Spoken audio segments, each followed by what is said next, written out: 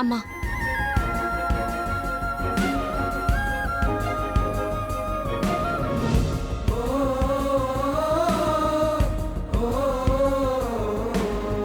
పల్లవిని లేపేటానికి ప్లాన్ చేశాము అని అక్షిత చెప్పింది. పల్లవి మిస్ అయింది, గుండమ్మ మీద వేటు పడింది అంటే ఆనందపడ్డాను. కాని ఇది బయటపడింది కదా.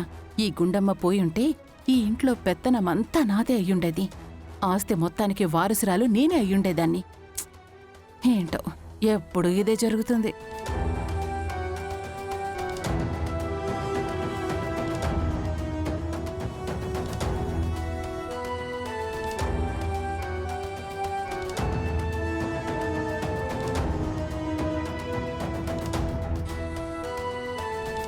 ఏంటి నాన్న, ఎందుకలా ఉన్నారు?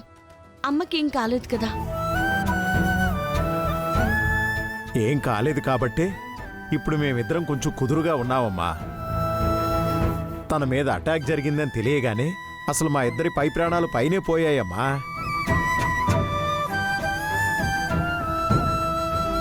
అవును, గుండక్కకి ఇలా జరిగింది అనగానే బావగారు మావయ్య గారు అసలు ఆ క్షణం నుంచి ఎంత టెన్షన్ పడిపోయారో.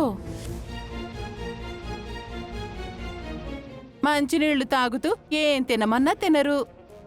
ఏదో ఆ దేవుడి దయ వల్ల గుండు బతికి బట్ట కట్టింది.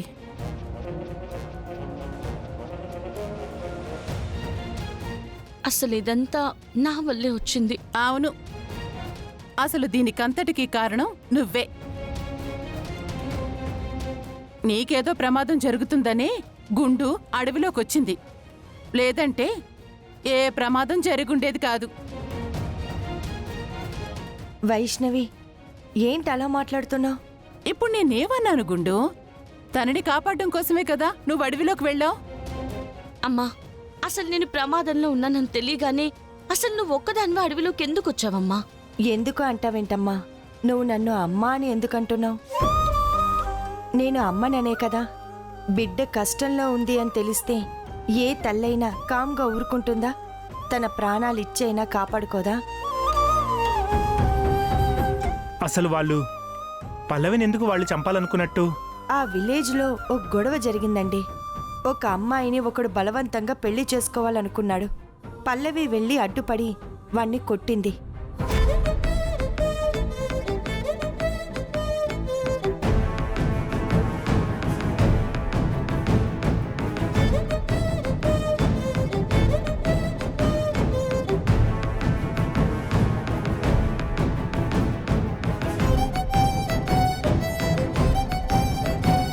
అది మనసులో పెట్టుకుని వాళ్ళు నన్ను చంపాలని చూశారు నాన్న. ఆ మాత్రానికే నిన్ను చంపాలని వచ్చారమ్మా? లేక వేరే ఏదైనా కారణం ఉందంటావా?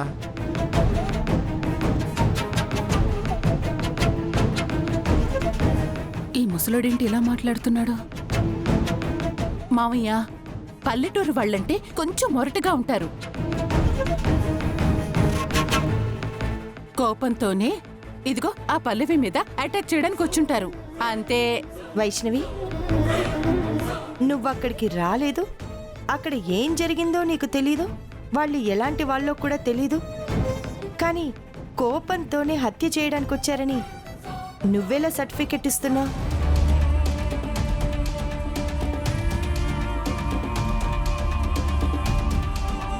అయ్యో, ఇది మరీ బాగుందే. మీరే కదా చెప్పారు వాడు ఆ ఊళ్ళో పెద్ద రౌడీ అని. రౌడీ వెధవులు అంతకంటే ఇంకేం చేస్తారు?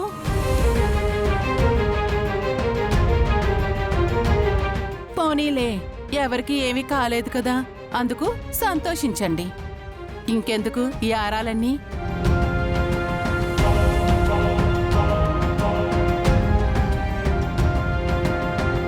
ఏంటి నాన్న వైష్ణవి ఎలా మాట్లాడుతుంది? ఒరేయ్, ఎలా మాట్లాడాలో తనకి తెలిస్తేనే కదరా ఎందుకు ఇలా మాట్లాడుతుంది అనుకోవడానికి. తనెప్పుడూ అంతే కదరా, వదిలే.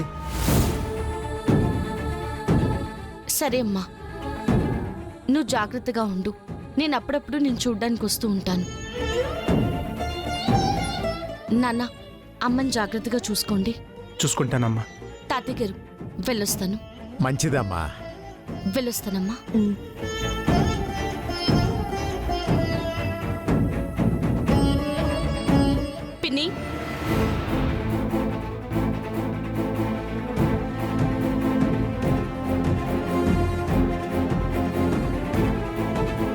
ఏంటి ఏంటి పిన్ని ఏదో టెన్షన్ పడుతున్నట్టున్నా? టెన్షనా? టెన్షనే ఉందమ్మా, కొంచెం బాధ ఉంది.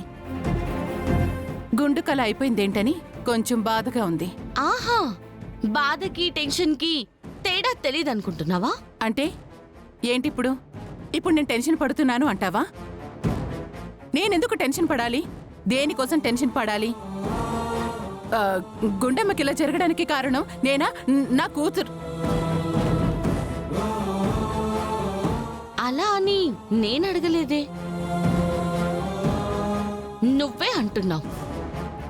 కొంపదీసి నువ్వు నీ కూతురేమైనా? ఏయ్, నీ ఇష్టం వచ్చినట్టు మాట్లాడుకో. మనుషుల్ని చంపడానికి మేమేవి క్రిమినల్స్ కాము. అయినా క్యాంపుకని పోయింది మీరు, అక్కడ అడ్డమైన వాళ్లతో తగాదా పెట్టుకుంది మీరు.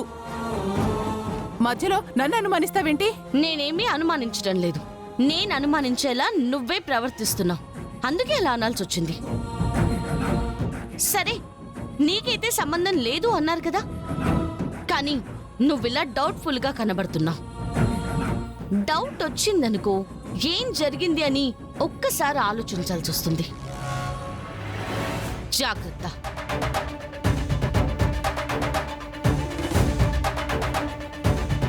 ఇదేంటిది? దీని ముందు అనవసరంగా కంగారు పడి అనుమానం వచ్చేలాగా చేశానా?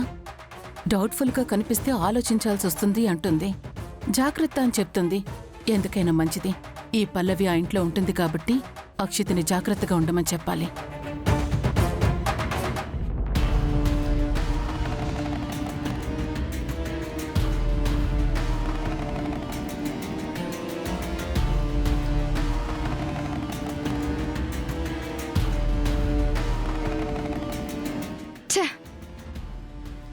ఎంత తెలివిగా ప్లాన్ చేశాం, అయినా పల్లవి మిస్ అయింది.